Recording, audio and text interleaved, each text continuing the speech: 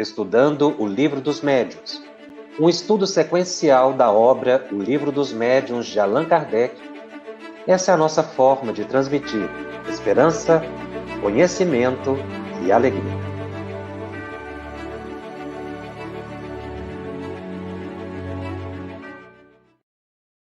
Olá! Iniciando hoje o programa 17 da série Estudando o Livro dos Médiuns. O estudo de hoje é o capítulo 3 da segunda parte de O Livro dos Médiuns, o capítulo intitulado Manifestações Inteligentes. Este é o primeiro programa que vai estudar este capítulo 3. Teremos 2 programas tratando desse assunto. Sempre muito bom estar aqui com você para estudarmos juntos a doutrina espírita pelo ângulo da mediunidade. Aprendendo com Allan Kardec o que é o fenômeno, para entender a mediunidade.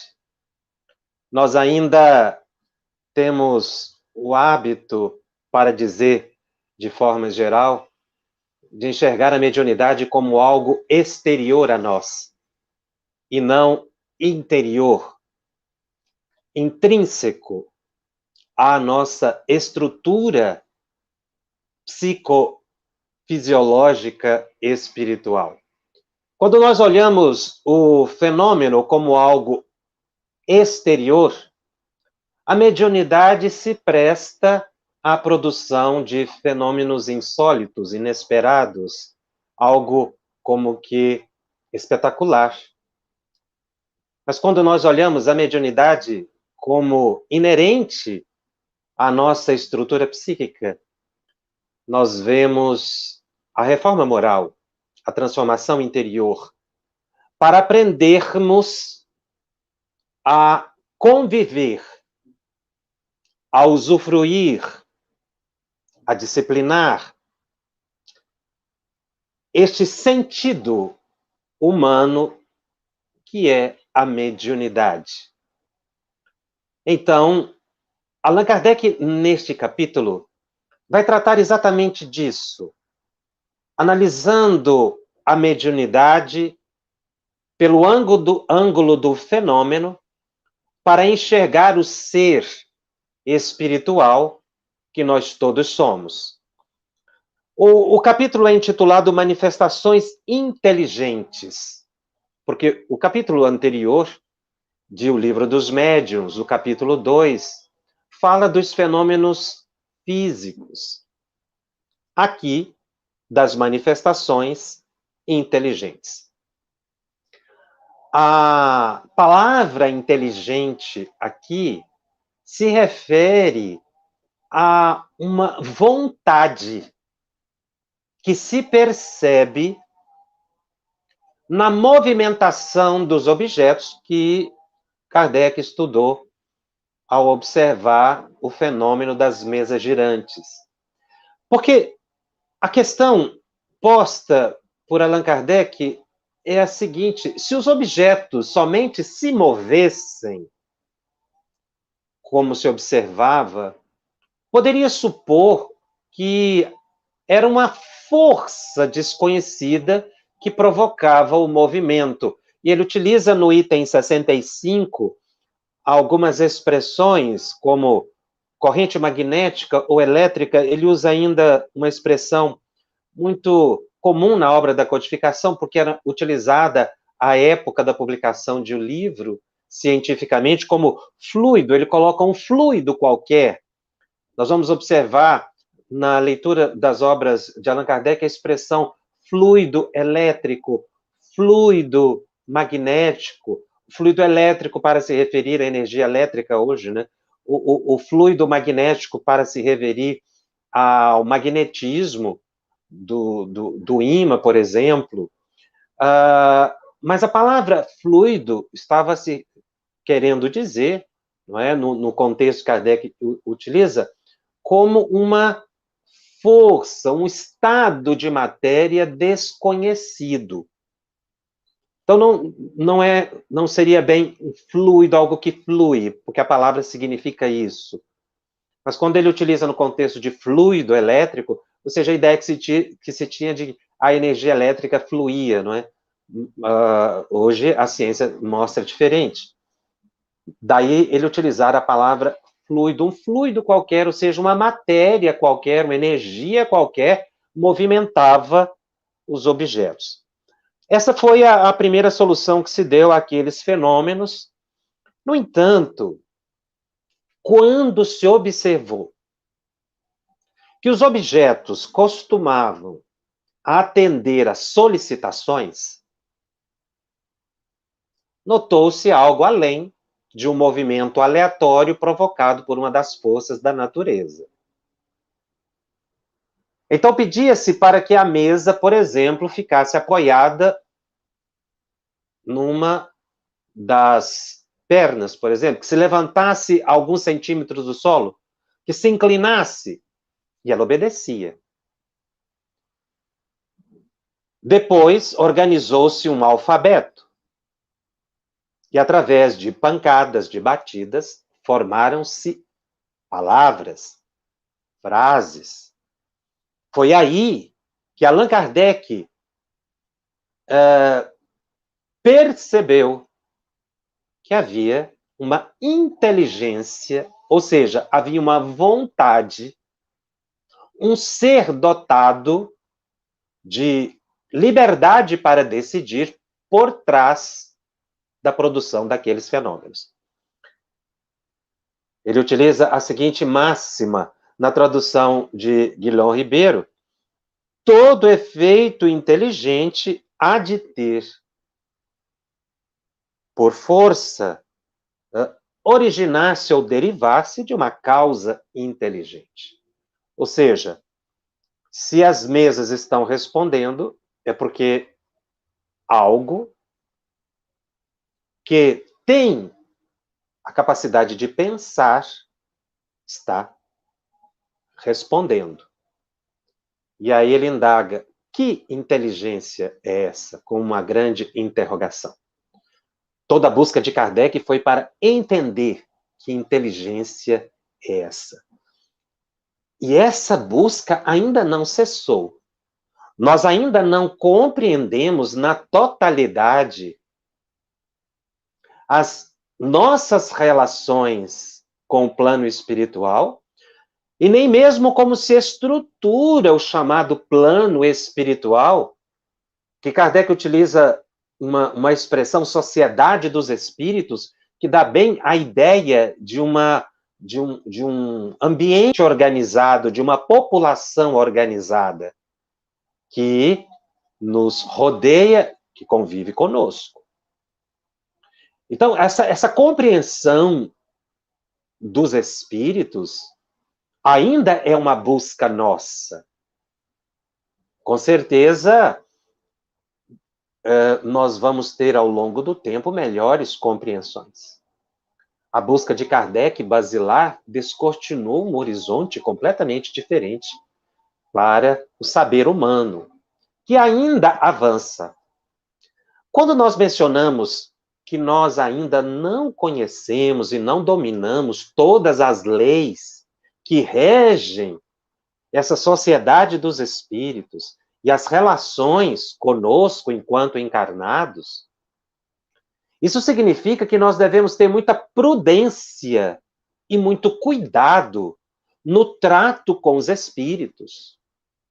Porque assim como Kardec olhava uma mesa e via que tinha algo invisível, misterioso, mas inteligente, que movimentava aquele objeto, nós temos que entender que ainda hoje isso acontece. Que há algo invisível, que nós não temos completo conhecimento, que ainda move, não mais os objetos, mas a nossa psique. São seres inteligentes. Ou seja, seres que pensam. Não que tenham o mais apurado saber, como a gente usa a palavra inteligente para dizer, não, fulano de tal é uma pessoa muito inteligente, ou seja, tem muito conhecimento. Não é isso. Kardec identificou que os espíritos são os próprios homens fora do corpo físico e que não têm todo o saber. Assim como nós, existem pessoas que têm maior conhecimento sobre um assunto, outros menor conhecimento sobre aquele assunto, mas, por sua vez, também detêm conhecimentos vastos noutra área. Então, daí a importância de compreender e cuidar para que as nossas relações com o plano espiritual sejam de sorte seguras e equilibradas, porque nós não dominamos os espíritos. Na Revista Espírita de fevereiro de 1860, ano, aliás, que Kardec desencarnou, ele desencarnou em março, essa foi uma das últimas revistas que ele publicou pessoalmente, no ano de 1860, ele anota que os únicos sinais que realmente podem atestar a presença dos espíritos são sinais inteligentes. Ele obviamente, ele falava, no primeiro momento, das mesas, dos objetos que se movimentavam. Mas a frase dele aqui vai mais além. Ele diz: enquanto não ficar provado que as imagens que acabamos de falar, ainda que assumindo a forma humana, têm movimento próprio, espontâneo, com evidente caráter intencional e acusando uma vontade livre, nisso não veremos senão fenômenos fisiológicos e óticos. Essa é uma orientação excepcional de Allan Kardec, porque quando nós estamos lidando com os espíritos, para tirar aquilo que é da nossa imaginação do fenômeno real, ou diferenciar um do outro, nós precisamos observar se há uma intenção, se há uma vontade diferente da nossa vontade. De certa forma, isso explica, por exemplo, você observar um vulto que passa. Isso pode ser uma ilusão de ótica. Você não pode imaginar de imediato que aquilo é um espírito. Você deve observar se existe ali uma intenção. Isso acontece muito em reunião mediúnica até hoje. É a intenção naquilo que se fala, na ideia que se reproduz, a vontade diferente da do médium que identifica a inteligência. Então, daí o cuidado que se deve ter no trato com os espíritos, porque nós somente os identificamos pelas informações que eles nos prestam.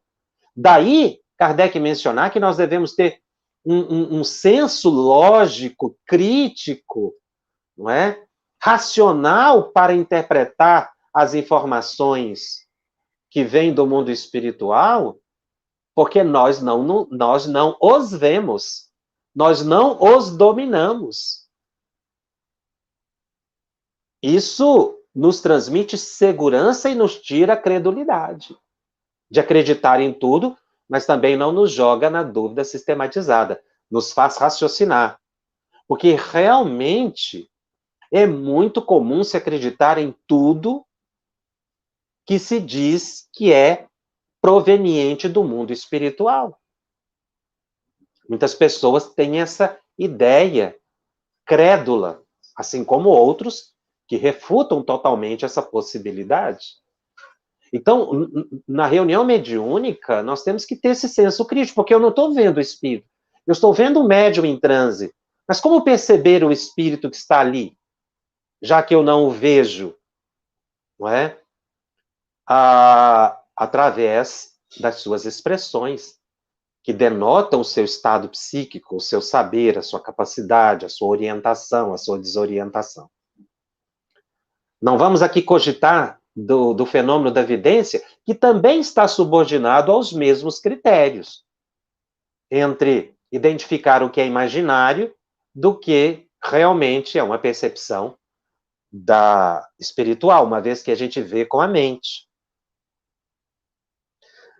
Ainda nesse capítulo da Revista Espírita de fevereiro de 1860, Kardec diz: a natureza das comunicações é sempre relativa à natureza do espírito. e traz o cunho de sua elevação ou de sua inferioridade, de seu saber ou de sua ignorância. É por isso que nós precisamos entender os diferentes níveis em que se encontram os espíritos para dar a eles a confiança ou não. Assim como aqui no plano material. Nós vamos confiar numa pessoa na medida em que a gente estabelece com ela, não é, um vínculo e que a sua presença possa transmitir sabedoria, segurança. Nem todas as pessoas têm capacidade de saber tudo. Os espíritos também não. Mas considerando-se, continua Kardec, o mesmo mérito do ponto de vista hierárquico, nele há incontestavelmente uma propensão de ocupar-se de uma coisa ou de outra. Então, os espíritos se ocupam de uma coisa ou de outra. E aí ele diz, os batedores, que é uma categoria de espíritos que ele identifica, que fazia aqueles movimentos, os barulhos nos objetos, não saem das manifestações físicas.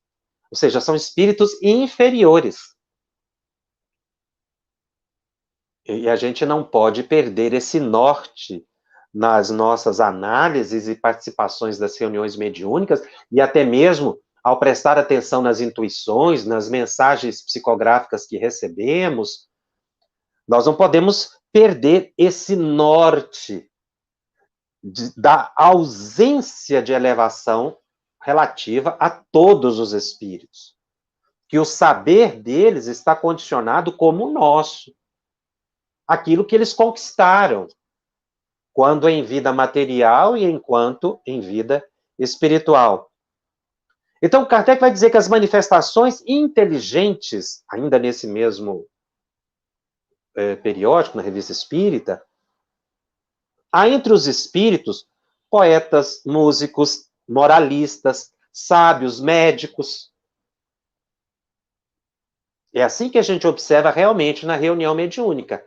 Cada espírito cuidando de algo que lhe interessa.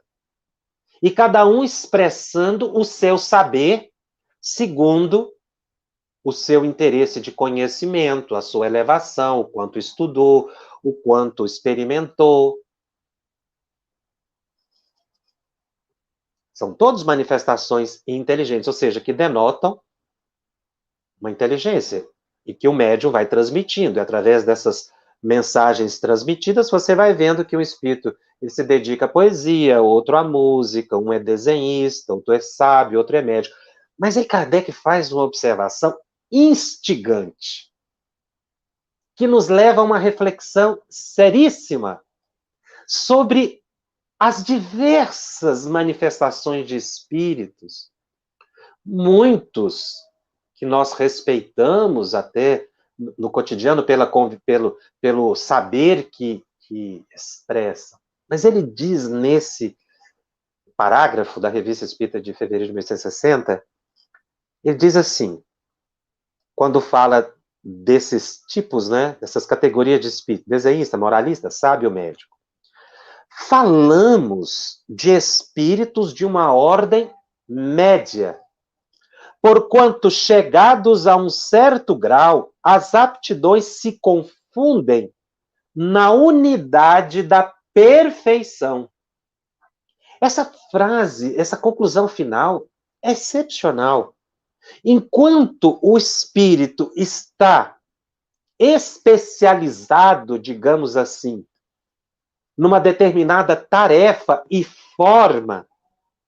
Então, nós temos um espírito que está trabalhando no mundo espiritual como médico, que se manifesta na reunião mediúnica e se apresenta como médico, que auxilia na produção de curas.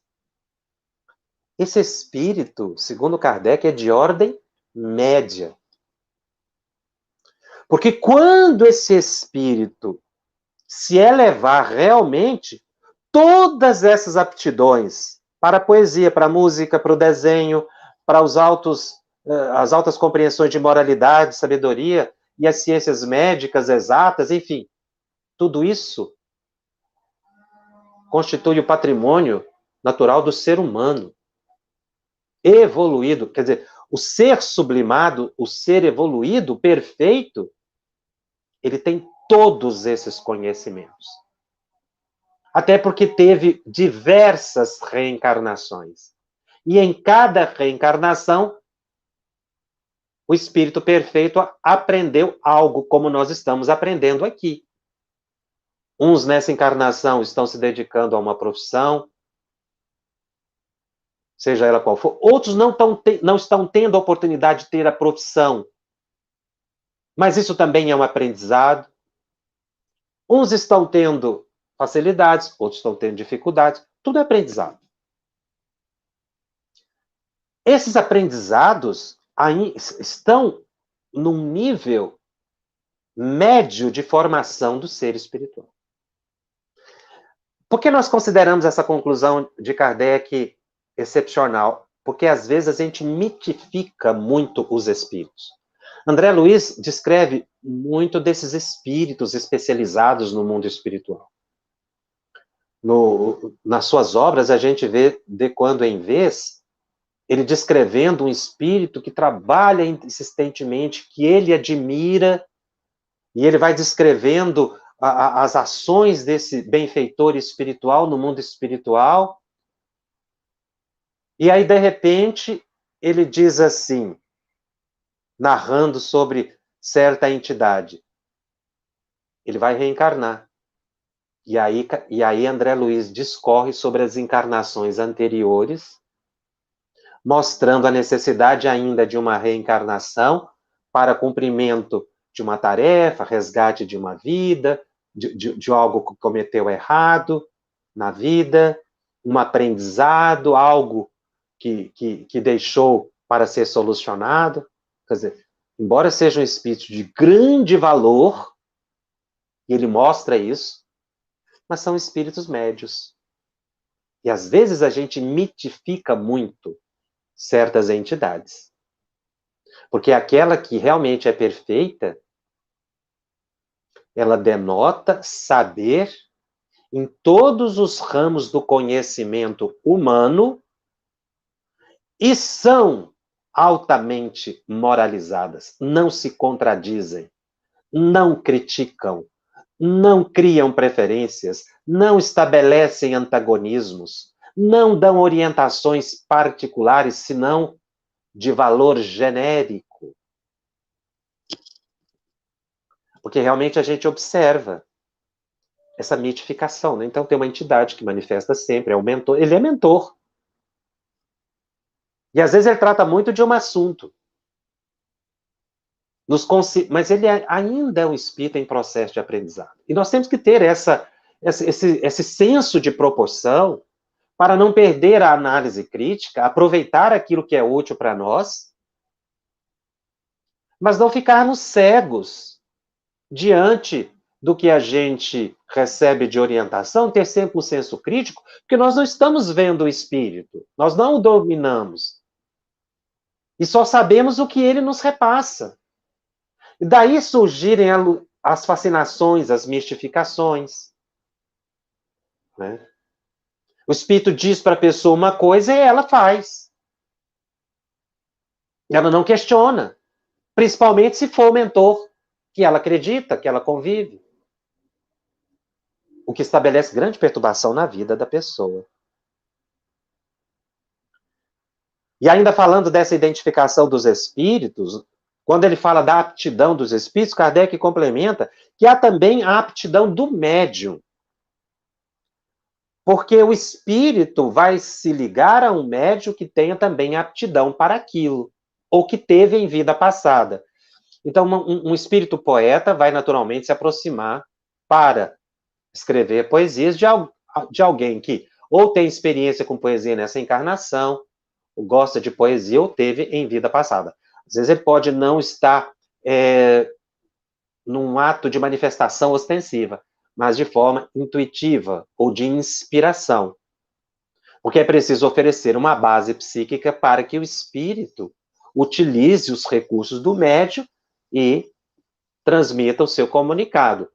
Se é uma pessoa, um médium, que nunca deteve conhecimento ou experiência na área médica, nem nesta encarnação, nem anteriores, um espírito médico dificilmente utilizará expressões técnicas da área, porque ele não vai encontrar nos arquivos subconscienciais do médium as palavras, os recursos, as expressões, ou mesmo a possibilidade de construção de uma ideia que lhe reproduza. O espírito sempre vai buscar um médium que seja mais ou menos flexível conforme suas qualidades. Por isso é que o médium precisa melhorar as suas qualidades de conhecimento, através do estudo, do trabalho no bem, da moralidade, para que ele se torne um instrumento mais flexível. Porque o espírito vai dar preferência a este ou aquele médium conforme a possibilidade do médium e o gênero de comunicação que ele pretenda dar. E aí nós entramos num capítulo muito interessante em relação ao estudo do fenômeno e das consequências da percepção desse fenômeno. Foi o que dissemos. Quando a gente olha a mediunidade enquanto fenômeno, é algo exterior. Quando a gente observa o aprendizado que a mediunidade nos permite, ela se torna algo interior. Então, nós precisamos interiorizar a percepção da mediunidade para notarmos seres mediúnicos, interexistentes, e aprendermos do Espiritismo aquilo que seja capaz de conduzir a uma transformação moral, porque essa é a intenção dos Espíritos conosco. Não é só a produção de fenômeno. Daí, quando um grupo, um médium, se liga apenas ao fenômeno, ele ainda está na periferia da compreensão do que é realmente a faculdade mediúnica. Porque tem muita gente que não estuda. E toma a mediunidade simplesmente como um instrumento de solução de problemas. E não como ferramenta ou um sentido para o aperfeiçoamento do ser. Assim como a minha capacidade visual, a minha capacidade auditiva, intelectual, não é? Cognitiva, emocional.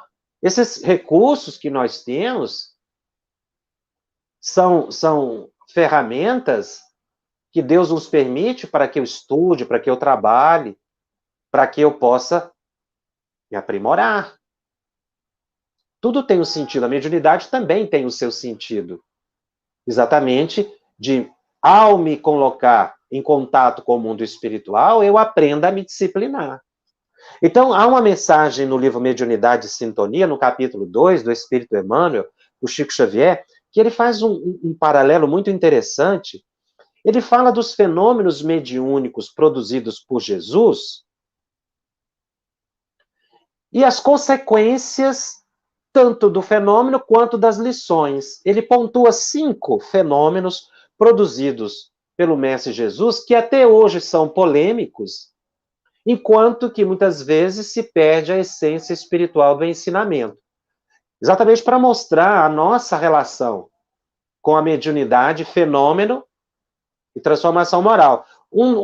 Dos fenômenos utilizados na análise de Emmanuel é a transformação da água em vinho, que ocorre nas bodas de Caná, narrado por João, no capítulo 2, no verso 1 a 3 e seguintes, quando muitas pessoas ainda consideram que esse fenômeno não ocorreu, que isso foi uma fraude. Muita gente não acredita.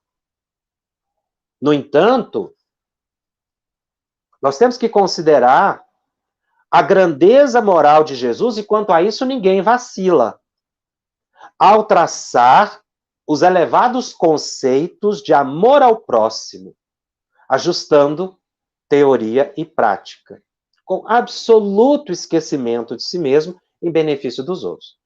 O fenômeno pode ser polêmico, mas a orientação é uníssona. Essa é concórdia, é o aspecto moral. No Espiritismo, nós temos que fazer a mesma coisa, separar o fenômeno do aprendizado. Se eu fico só no fenômeno, eu vou estar num ambiente polêmico. O segundo fenômeno que Emmanuel estuda é o da cura do cego Bartimeu. Muitas pessoas consideram simplesmente como uma psicoterapia, porque a cegueira dele decorria de um estado psicológico, e mudado o estado psicológico, ele voltou a enxergar. Isso é motivo de discussão, está em Mateus capítulo 20, a partir do versículo 29 e seguintes.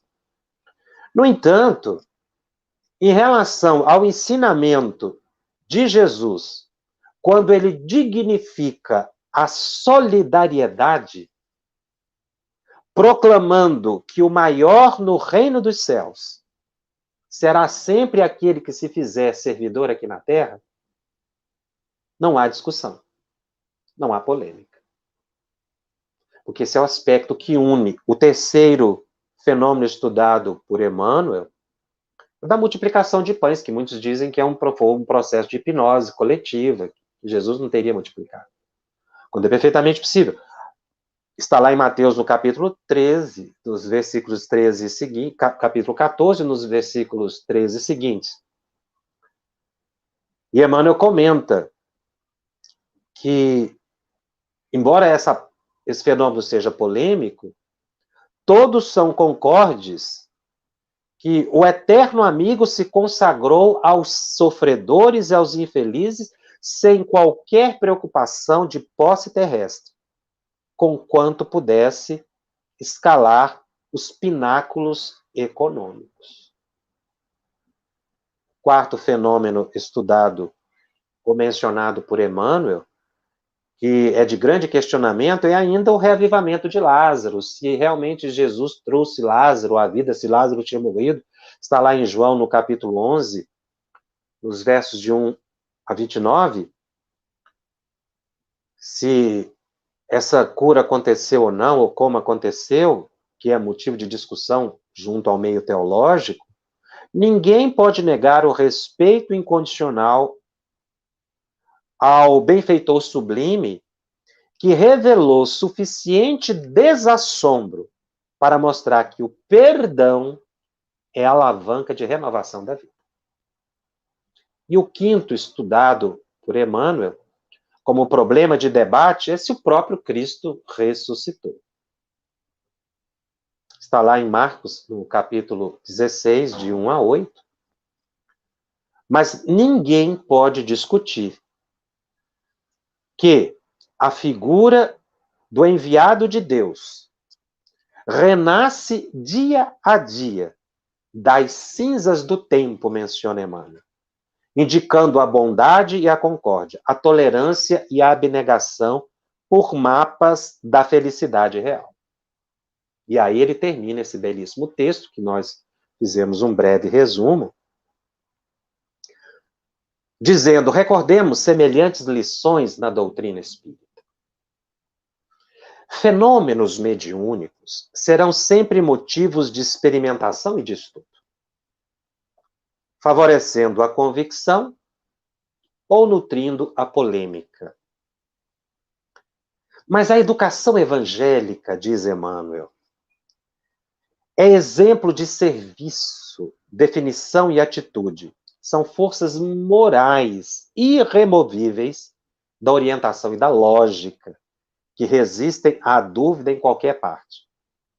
É isso que nós precisamos aprender enquanto estudamos mediunidade.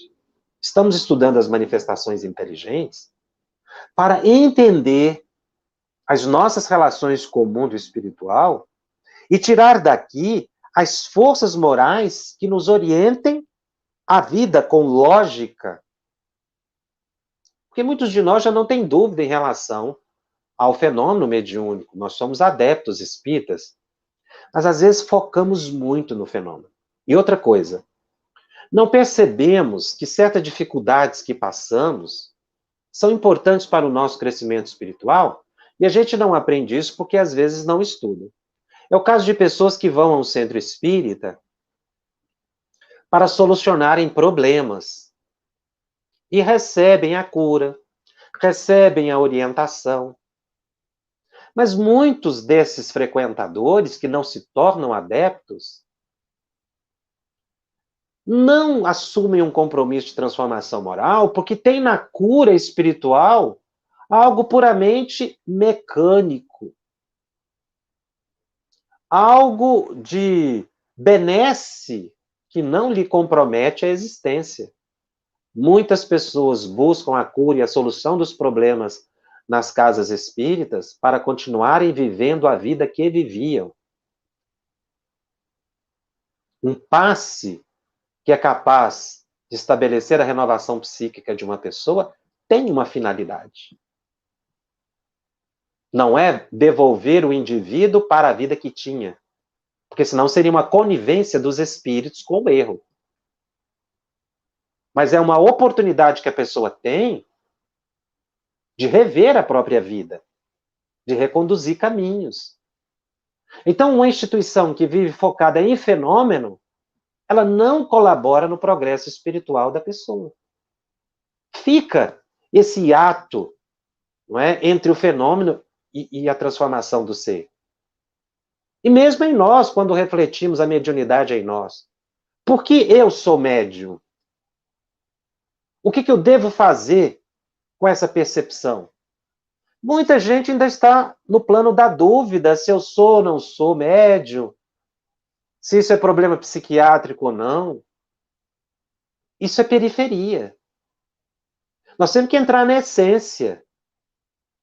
Bom, vou tirar daqui, não há dúvida, mas a certeza de que eu preciso da minha transformação moral, a minha melhoria interior, conviver bem com as pessoas.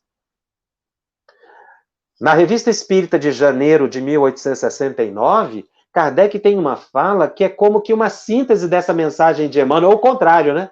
Emmanuel faz um comentário dessa ideia síntese de Allan Kardec da Revista Espírita de janeiro de 1869, quando Kardec menciona: se o Espiritismo se circunscrevesse à faculdade mediúnica, sua importância seria singularmente diminuída.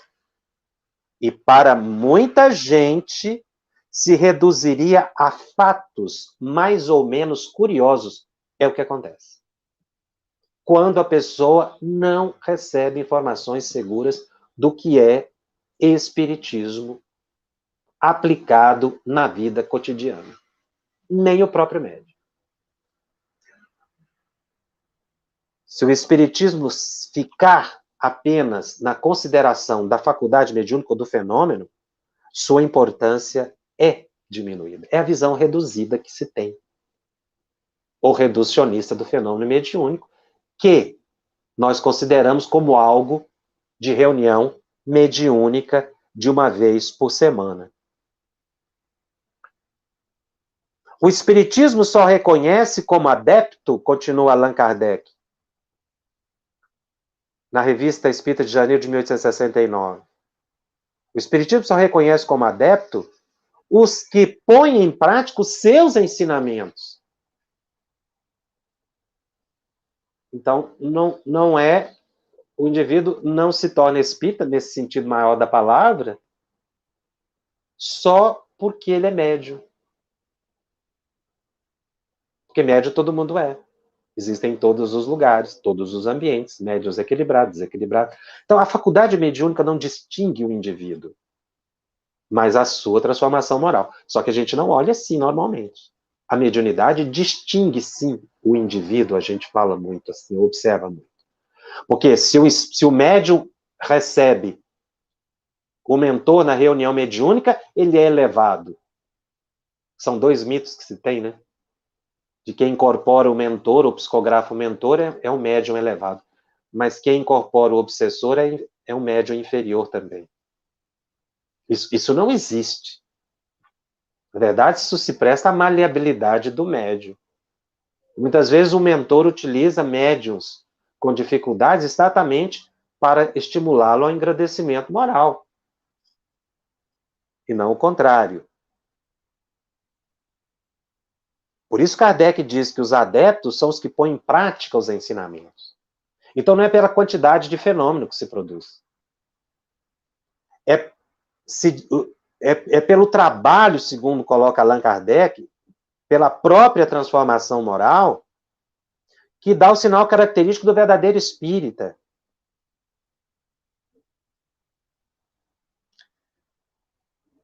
Esse estudo que Allan Kardec faz, analisando o fenômeno e comportamento do médium, é muito importante. Não é que o espiritismo menospreze o fenômeno, mas na doutrina espírita, as reuniões mediúnicas nas casas espíritas sérias, elas se prestam a um serviço a benefício de quem sofre, tanto encarnado quanto desencarnado. A reunião mediúnica é um local de aprendizado e não um local para resolver problemas. Como Kardec diz aqui na revista Janeiro de 1869, os espíritos não estão às ordens de ninguém e nem vêm por encomenda, nem por uma influência de qualquer sinal cabalístico. Que os espíritos são as almas dos homens que viveram na Terra ou em outros mundos, nossos pais, nossos amigos, nossos contemporâneos, nossos antepassados, isso é uma realidade. Foram os homens, como nós seremos os espíritos. E aí, fechando essa ideia de que os espíritos não estão à nossa vontade, Kardec diz que a ideia, né, de que os espíritos agem e falam ao nosso bel prazer, para o nosso divertimento ou interesse, é uma ideia quimérica, ou seja, uma ideia menor. Os espíritos vêm quando querem, da maneira que querem e quando lhes convém. Isso é muito importante saber. Por isso as reuniões mediúnicas espíritas são espontâneas. Que o objetivo providencial das comunicações com os espíritos é a nossa instrução e a nossa melhoria moral. Kardec reafirma muito isso. E não para nos ajudar nas coisas materiais da vida que podemos fazer ou encontrar por nós mesmos. E muito menos servir à nossa vaidade, à nossa cupidez. Ele tem uma colocação um tanto quanto contundente. Kardec era muito preciso nas palavras. Ele coloca, é tão irracional quanto imoral, expressão de Kardec, manter escritório aberto para consulta ou exibição de espíritos. Ignorar estas coisas é ignorar o ABC do espiritismo. E é por isso que quando surge a crítica, que confunde espiritismo com cartomancia, quiromancia, exorcismo ou práticas de feitiçarias, quando a pessoa faz essa comparação, prova que nada sabe e decorre exatamente dessa prática de se abrir um escritório ou consultórios. Nós não podemos negar uma doutrina que a gente não conhece. Por isso que nas reuniões mediúnicas, que mencionávamos agora há pouco, o grande objetivo é o socorro, o auxílio, e não vir aqui, como Kardec menciona, para resolver problemas materiais que são de nossa responsabilidade. Nós já tivemos conhecimento de médicos que frequentavam periodicamente reunião mediúnica, o dirigente permitia, o que era estranhável. O médium só aparecia quando os problemas apertavam, o problema financeiro, o problema de saúde, o problema familiar, o relacionamento amoroso. Aí a pessoa vai para a reunião mediúnica para resolver os problemas. Resolvido o problema, até porque a pessoa mudava de faixa psíquica, orava um pouco mais, porque os espíritos não se prestam a resolver esses problemas, senão, como disse, seria reforçar o erro. Mas a pessoa acaba se reharmonizando, ela tem aquela sensação de melhoria e volta para a vida que tinha. Sem nenhum compromisso, porque não estuda. Porque não aprende. Pessoas assim precisam estudar, e são as que mais fogem do estudo. Há um livro excepcional do espírito André Luiz, se não toda a sua coleção, um livro chamado Desobsessão, que bem mostra o objetivo da reunião mediúnica, que é a expressão de Allan Kardec. A pessoa, quando lê o título desse livro, apressadamente, acha que o livro transforma as reuniões mediúnicas de Allan Kardec num ambiente só de desobsessão, para resolver obsessões de encarnados. Mas não é isso que André Luiz coloca na obra. Até porque, se você observar bem, quem frequenta a reunião mediúnica, manifestam-se vários tipos de espíritos, não só obsessores de encarnados. Manifestam suicidas, espíritos que não sabem que desencarnaram, espíritos que desencarnaram em acidente, espíritos doentes que ainda guardam a doença, aqueles que estão lembrando do acidente, espíritos que estão saudosos pela perda de familiares.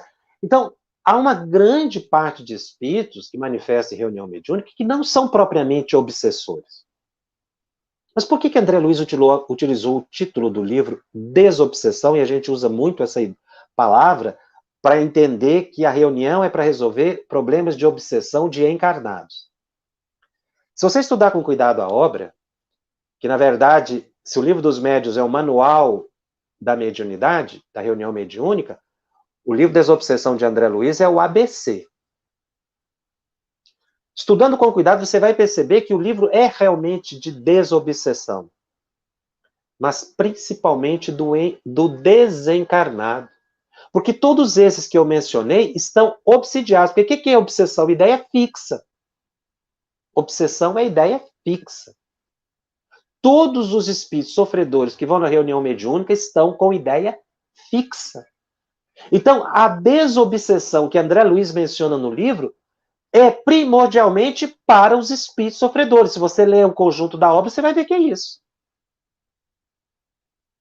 O espírito suicida está com a ideia fixa no ato do suicídio, isso é obsessão. O espírito que desencarnou e não sabe que desencarnou, ainda está com a ideia fixa no plano material, isso é uma obsessão. Quer dizer, isso é uma ideia fixa. O espírito que está preso lá nas ferragens de um carro, que desencarnou e não sabe que já saiu de lá, ele não está preso lá, mas a mente dele está naquele momento, ele está num processo obsessivo, está numa ideia fixa. Então a terapia é para os espíritos, mas também para os encarnados, no socorro aos dois.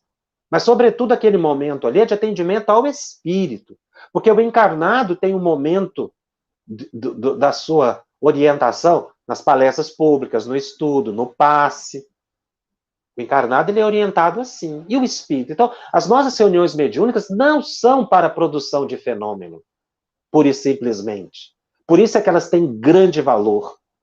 E André Luiz chega a dizer que nós precisamos multiplicar esses tipos de reunião mais sérias.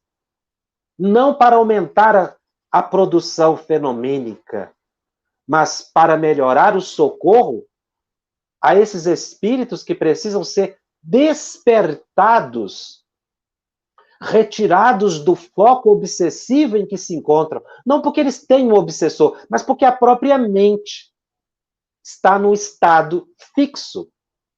Portanto, obsessivo, porque obsessão é a ideia que vem e se repete, né? Obsessão, Kardec utilizou essa palavra exatamente pela ideia que continuamente fica na mente da pessoa, aquela ideia que não se consegue sair dela. É o caso de todos os espíritos que manifestam em reunião mediúnica para serem assistidos. Todos estão num quadro obsessivo.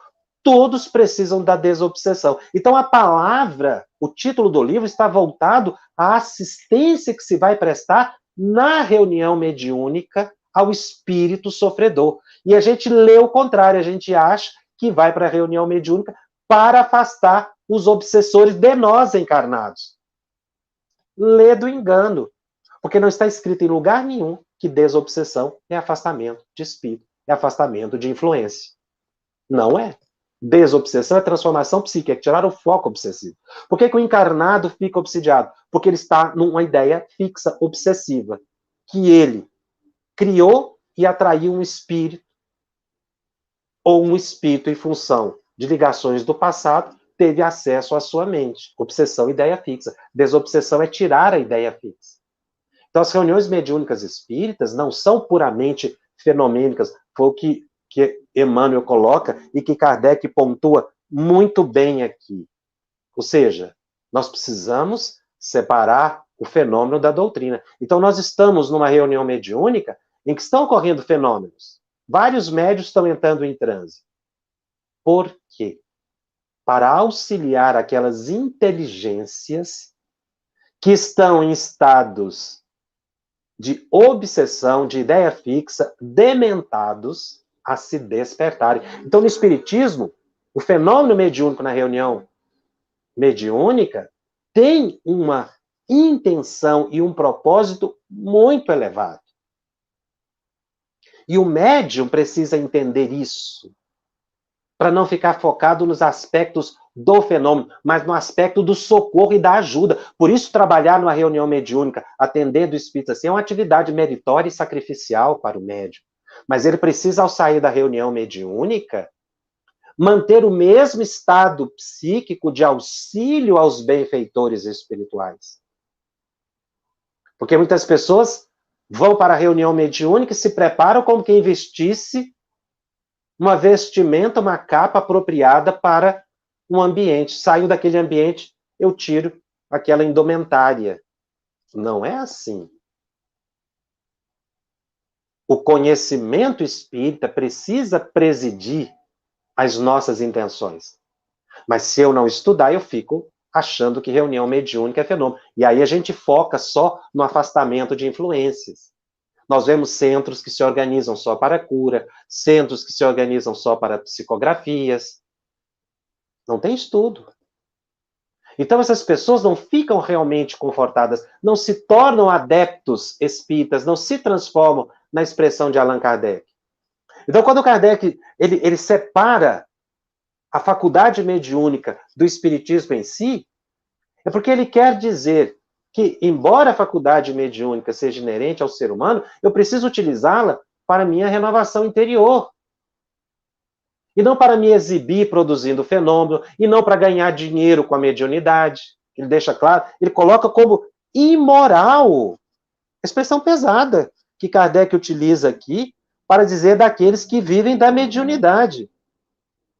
É irracional e imoral manter escritório aberto de consulta. Manter escritório aberto de consulta é ter ganho com a mediunidade, seja direto ou seja indireto. Por isso que no Espiritismo há uma ética realmente na prática mediúnica muito elevada. E a gente precisa conquistar isso. Por isso nós mencionamos, o livro Desobsessão é o ABC. O livro dos médios é o manual. Eu preciso ter os dois na mão. Porque no livro Desobsessão, André Luiz vai mostrar os grandes detalhes que auxiliam na compreensão da explicação que Allan Kardec dá no último capítulo do Livro dos Médiuns, para que a gente possa entender o que é esse contato com essas inteligências. Então, nós vimos hoje que espíritos que estão ainda mantidos, que se mantêm em determinados estados profissionais ou culturais, eles estão numa faixa de saber. Não tem todo o saber, não devem ser mitificados, nem os médiuns. E nós aproveitarmos a reencarnação na condição de espíritas e de médiuns para o nosso aprimoramento. Porque enquanto a gente ficar no plano do fenômeno, sempre existe discussão. Nós temos visto algumas observações aí no Telegram, vamos partir para algumas respostas agora. Muitas pessoas questionando ainda, por que eu não posso fazer reunião mediúnica em casa? Não, ninguém é proibido. O Espiritismo orienta. Mas às vezes a gente tem tanta ansiedade no fenômeno que a gente não suporta. Isso é um problema do indivíduo. Não há uma proibição. O Espiritismo orienta, ele esclarece. Kardec vem para... Aliás, muitas pessoas acreditam que os espíritos, quando nos influenciam, nos tiram o livre-arbítrio. Tudo que nos vem à mente, de espírito superior ou inferior, nos chega na condição de um conselho. Eu aceito ou não, se eu quiser. Seja de espírito elevado ou não. A Maria Campos faz uma pergunta muito interessante. O médium surdo pode participar de uma reunião mediúnica? Claro. Cego, surdo, qualquer deficiência. Porque ele está ali para doar fluidos, para orar pelos espíritos, né? E ele pode ajudar bastante. Inclusive, Até o exercício da faculdade mediúnica, em tese, não é? Nós não vemos nenhum impedimento, não há nenhum preconceito. Ah, mas ele não está ouvindo, mas ele está participando, porque participa é a mente da pessoa, né? Então, precisa ser orientado e ajudado, é claro, como toda pessoa que tem algum tipo de limitação, ser auxiliado. A Ioná faz uma pergunta bem interessante. Quando o médium, todas as perguntas são muito boas. Quando o médium faz uso de vícios de linguagem, ditados populares no momento da comunicação, seria este uma influência do próprio médium ou do espírito comunicante? É do próprio médium. Mas isso é natural, isso não inviabiliza a mensagem. Por isso que a gente tem que saber separar a inteligência que está por trás do fenômeno da inteligência do médium. Porque as duas coisas se misturam mesmo. Então, por exemplo, existem algumas regiões aqui, para falar do Brasil, que existem sotaques muito específicos. Aliás, o Brasil é todo cheio de características regionais muito peculiares. A pessoa que reside no norte, no nordeste, no centro, no sul do Brasil, cada um tem um jeitinho de falar, tem uma expressão regional, tem algo que é peculiar àquela localidade. Né? Isso nós vamos encontrar em todo o país, todas as religiões. E às vezes num próprio estado, da capital. Uma pessoa que mora na capital e a pessoa que mora no interior. Aí a pessoa entra em transe. Vamos supor que o médium mude de cidade, né? Vá de uma região do Brasil para uma outra região do Brasil, em que o sotaque seja muito diferente. No seu automatismo, ele vai falar segundo o sotaque que ele foi educado. Vai utilizar expressões regionalistas. Um dirigente inexperiente vai achar que aquilo é simplesmente uma imaginação do médium, que ele não está incorporado, que ele está numa simulação psicológica. Mas é engano. Porque eu preciso separar. Isso acontece em todos os países. Eu dei o exemplo aqui do Brasil, mas em todos os países nós vamos ver isso. Pessoa que mora numa região que vai trabalhar mediunicamente em outra região, porque você vai perceber esse regionalismo, mas não pode considerar isso como uma fraude, nem como uma mistificação inconsciente, nem como uma ilusão, nem como uma questão psicológica. Porque no nosso automatismo, por isso que no nosso automatismo, na hora do trânsito, a gente repassa o que tem. Por isso que nós temos que tomar muito cuidado com o que nós aprendemos e falamos no dia a dia. As nossas aptidões e tendências estão relacionadas a reencarnações passadas? Os espíritos dizem que exatamente as nossas aptidões e tendências é o que mais mostra o que nós fomos em vidas passadas. A Janes nos pergunta: é possível ter crescimento moral através dos fenômenos? Não seria a meditação a ferramenta mais apropriada? Não. Eu disse que o crescimento moral vem através do estudo. O fenômeno no Espiritismo tem uma função de servir aos sofredores encarnados e desencarnados. Não é o fenômeno pelo fenômeno. O Espiritismo não é assim. Não se faz crescimento moral por fenômeno. Então, não é porque eu sou um médium que produzo muito fenômeno que eu vou me transformar moralmente, não. Eu vou me transformar moralmente é pelo estudo. O fenômeno é acessório na visão de Allan Kardec. Eu vou ficando por aqui, o Telegram está aberto para as perguntas, muitas perguntas interessantes, algumas experiências pessoais, mas que nós estamos respondendo na medida da possibilidade